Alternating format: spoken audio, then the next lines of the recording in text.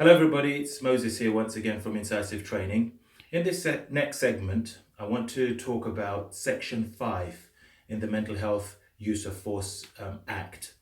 And this part talks about training in specific, and there are three things which it documents. The first is that training must be now in relation to the Equality Act 2010, talking about things like discrimination, unconscious biases, and things that influence the way we relate to different types of people in the community. So for instance, there is a disproportionate number of black men, for instance, who are detained under the Mental Health Act.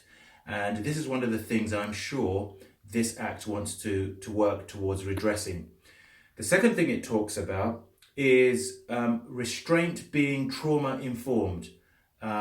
Or at least the people who are working in care where restraint is likely, they have a trauma-informed approach to care, meaning that we need to be mindful of how people can be traumatized by restraint.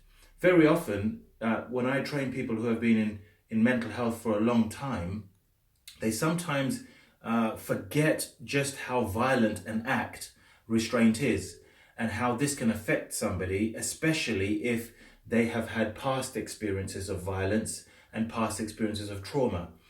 When they come to hospital, you want to make sure that they're on the recovery road. But oftentimes, the interventions that we sometimes apply, which include restraint in seclusion and forced medication, can in fact slow down that recovery process. And this is one of the things that they definitely want us to approach and to consider in training. The last thing, of course, is using training in terms of using methods and skills and approaches which actually eliminate the need for restraint at all. And very often we refer to this as de-escalation skills, verbal interventions, communications, anything we can do to avert the need for restraint. So this is Section 5 of this new act that's now come into force as of November 2018. Moses Samasur here once again from Incisive Training. Thanks for your time.